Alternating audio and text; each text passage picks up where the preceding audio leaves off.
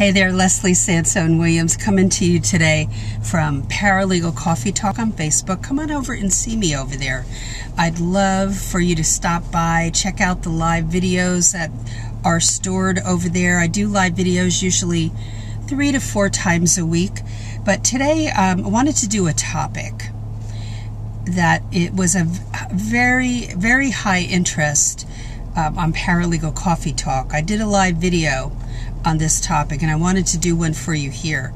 It's called Receptionist to Paralegal, Is It Realistic? So I wanted to discuss that yes, in some law firms it is very realistic. In the first law firm I worked in, because it was small, it wasn't as realistic. If the law firm had grown before I left it, if it had grown to, I don't know, 5 to 7 attorneys, they would have probably given me a paralegal job, and then they would have hired a new receptionist. Okay, so the upside to this is that for many employees that go in as a receptionist, it gives you that foot in the door to then be promoted from within the law firm.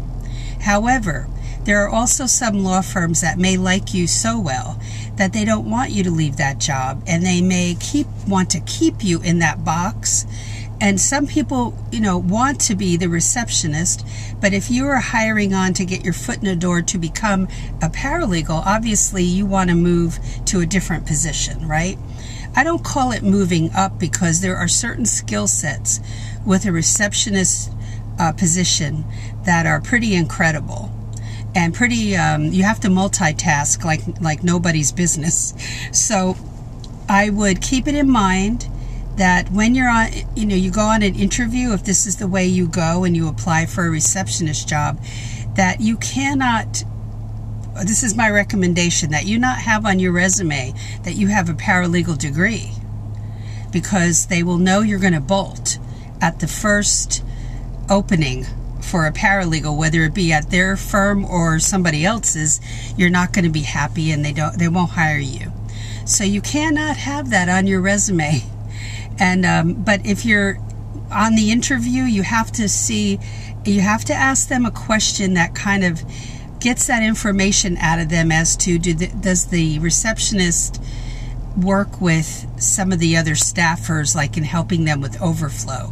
That's a good question to ask, to get that information, to see if there's potential for that position to move into another position within the firm. Okay, not everybody hires from within, but many do.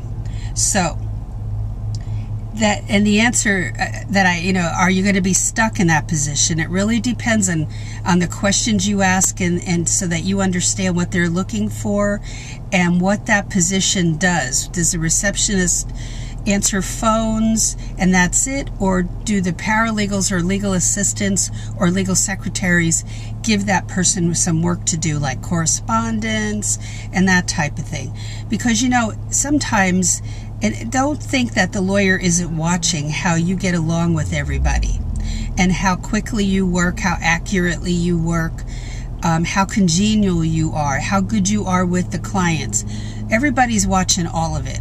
So if that's a natural place for you to be, and you get that question answered in the interview, that yes, sometimes we give the receptionist overflow work, that is a perfect way to break in. In fact, that was kind of my scenario when I broke in, although they already had a lot of work that they wanted me to do.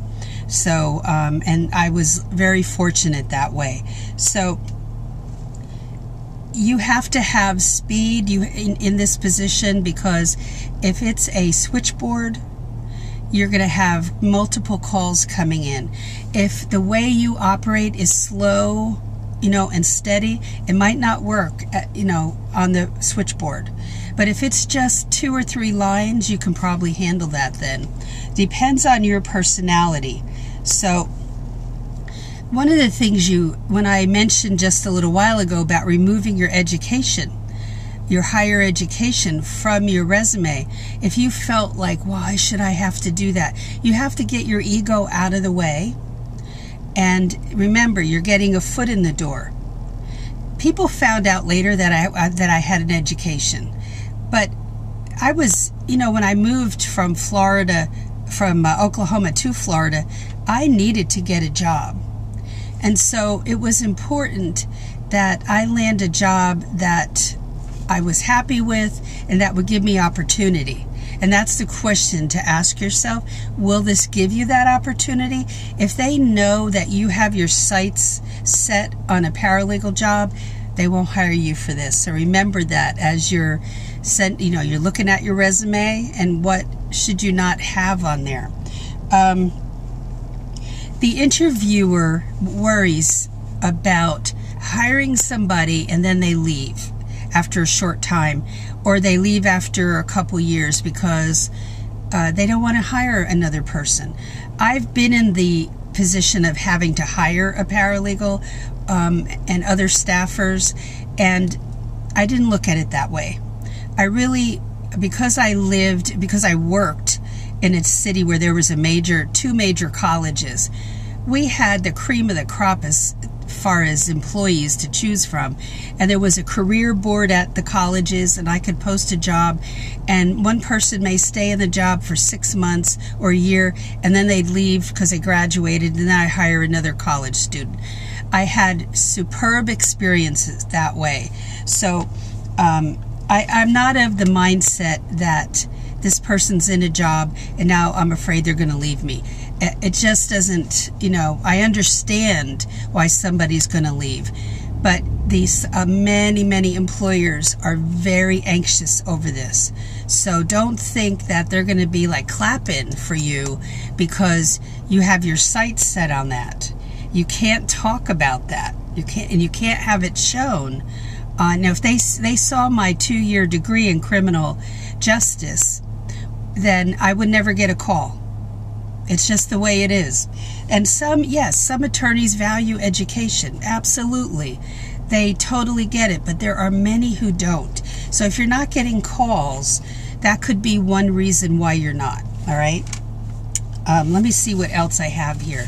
So I started out as a receptionist, legal secretary, filer, and gopher. I went out to the grocery store and bought snacks, and I went to a major office supply place and bought all the paper for the firm and other, cartridges for the printers and all of that.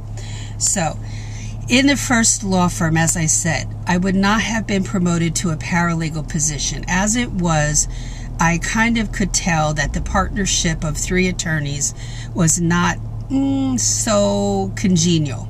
They were okay, but they didn't have a meeting of the minds working together. So, and that proved to be true. About a year later, the partnership split up nicely, and they went on their merry way and did their own thing, okay? And I went to work for the attorney who mentored me as my 3rd job. So I had to make some things happen myself. When I couldn't get hired as a paralegal at the first job, I knew they weren't going to do that.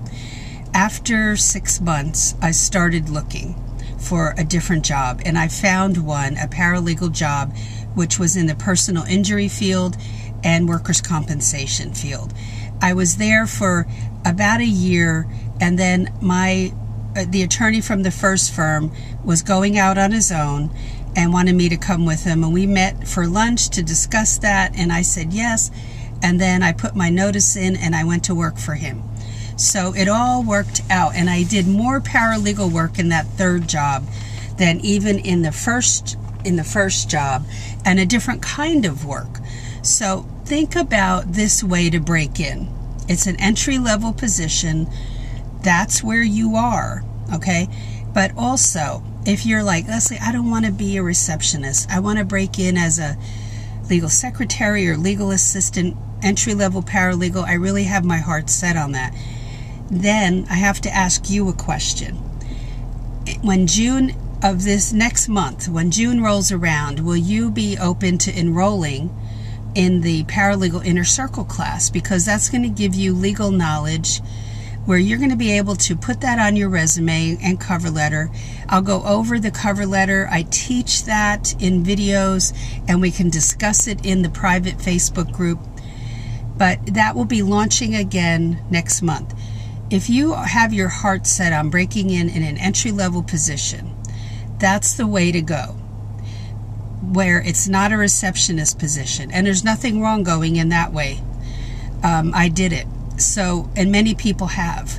And then they get promoted from within. But again, that's not the way it always works. So think about the Paralegal Inner Circle class as your ticket to learn and to grow and to get more legal knowledge that you can put on your resume and cover letter, okay?